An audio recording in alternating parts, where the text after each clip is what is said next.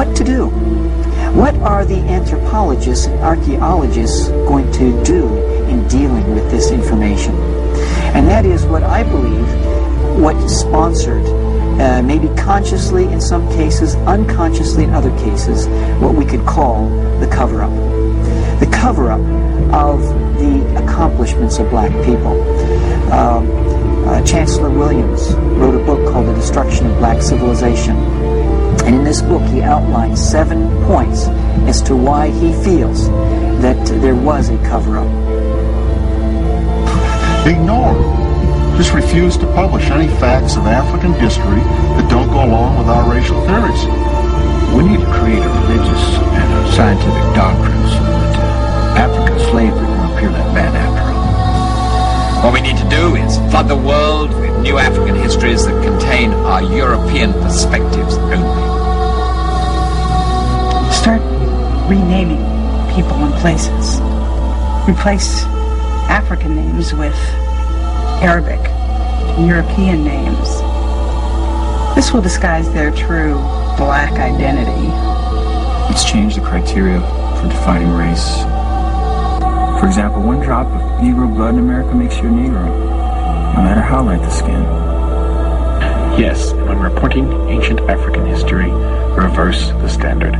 No matter how dark the skin, woolly the hair, or thick the lips, you don't have to be a Negro.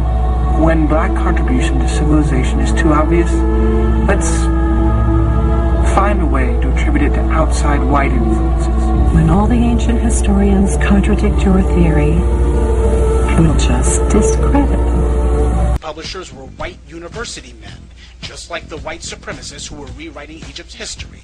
Not only would these colleagues eagerly publish these lies, they'd also ensure anything to the contrary simply wouldn't be printed in books or magazines. The cool, rational analyses of men like Herodotus and Champollion had now been outlawed. The racists were about to rewrite history. These men created Egyptology, the first racial philosophy masquerading as a science. From now on, the Egyptians would no longer be the last word on their own world. White scholars would be the authorities now. They began the whitewashing of Egypt using the popular medium of that day, books. This is a scene of Egyptian women drawn by the Egyptians' own hands. See any pale skin, any blonde hair or blue eyes? But this was what the whites put in their books. This is an image of Princess Khemit. Her name means the Black Lady. Notice she's being tended by white slaves. But in white books, they show the opposite.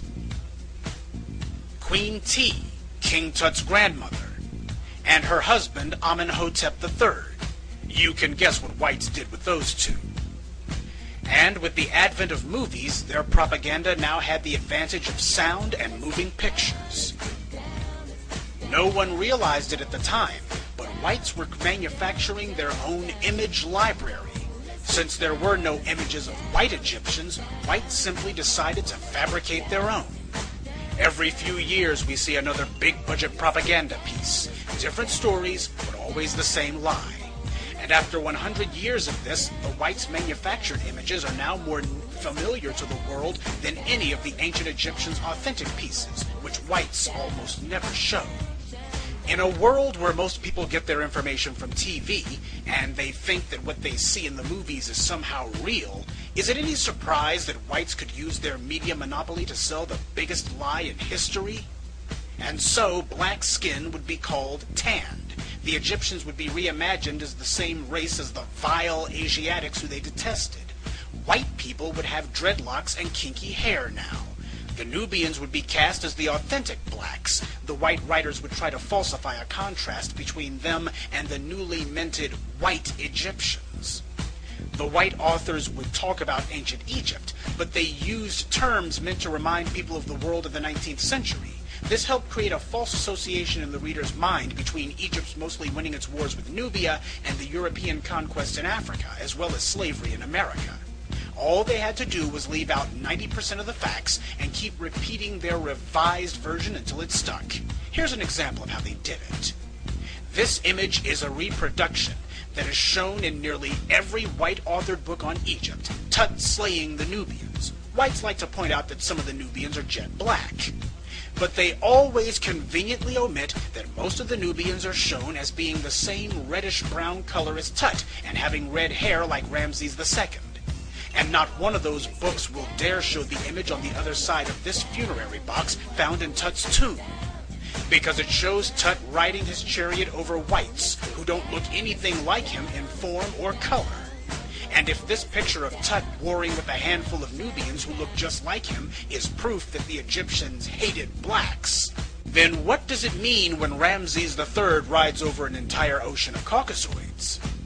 For whites, it means no way in hell are we going to print this. In 1997, the Art Bell radio program aired an interview with Richard Hogan regarding the recent discovery of a new room under the pyramids through a secret shaft under the Sphinx. Inside the room was a statue of a black man. This information was suppressed but leaked out through the testimony of an eyewitness guard. Following are excerpts from this program. Notice that the Europeans wrestle with their denial of the black African truth, even in the face of new undeniable evidence. What this guard reported was that on October 20th, Farouk el-Baz, the same man who picked the Apollo landing sites on the moon according to the Orion-Sirius connection, Yes. and two English-speaking Europeans carrying a large aluminum case entered the Great Pyramid that morning for 3 hours on October 20th. They proceeded to put a robot up the shaft and a camera with a fiber optic connection under the crack in the door. They proceeded to look through to find what was inside a chamber, and there is a chamber back there, according to the story, which is about 3 meters by 2.5 meters in size. Yes. There is a statue in this room. A statue. Of a black man. A black man. Seated, looking up the shaft toward the star Sirius at the meridian crossing. Wow. And there is more. There's more. Isn't this getting to be interesting? It is, yes. Now, let's define black. Now, let's define black. Now, let's define black. Now, let's define black. Now, let's define black.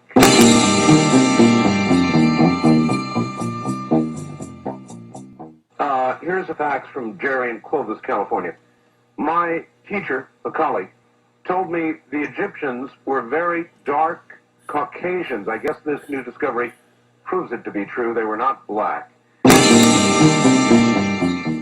Told me the Egyptians were very dark Caucasians. I guess this new discovery proves it to be true. They were not black.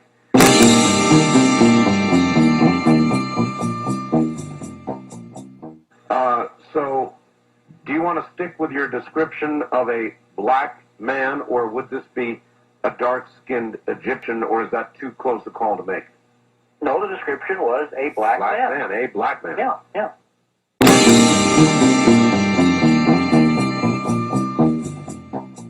Has made a statement not long ago, which baffled. I'm quoting this in my last book because it's very topical for the subject I'm discussing, which is the black African origins. He actually said, when there was because there was a claim, in fact, quite the opposite, that Tutankhamun might have been of black origins, and he said the most absurd thing. He said, "Egyptians are not Africans." Egyptians are Africans. I mean, even today, Egypt is in Africa. Now I know why he said it, because he equates the word African with black, and therefore to him, by saying Egypt or Egyptians are Africans means they're black. Now you don't have to go too far in Egypt. All you have to do is go in the south of Egypt, in Nubia, and the population is clearly a black population. And even in Cairo, I mean, you walk around the streets in Cairo, you will see a whole variety of races, from extremely dark black.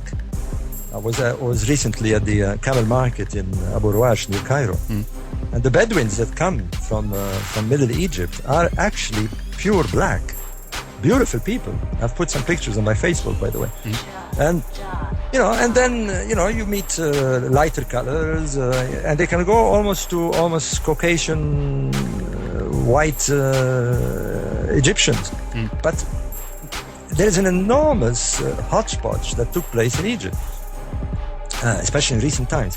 But there is an original strain, there is no doubt. I mean, on occasion you fall on an original strain, especially if you go in places that have not been touched, like the oases in the Western Sahara, which we should talk a little bit about this, because there's been some recent news, recent finds there lately.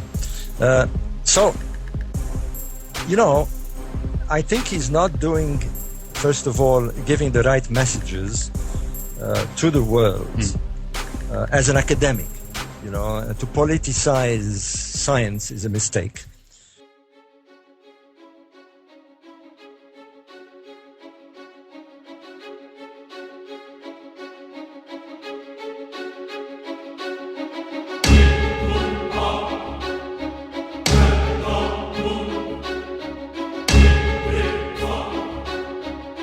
Epistrophe.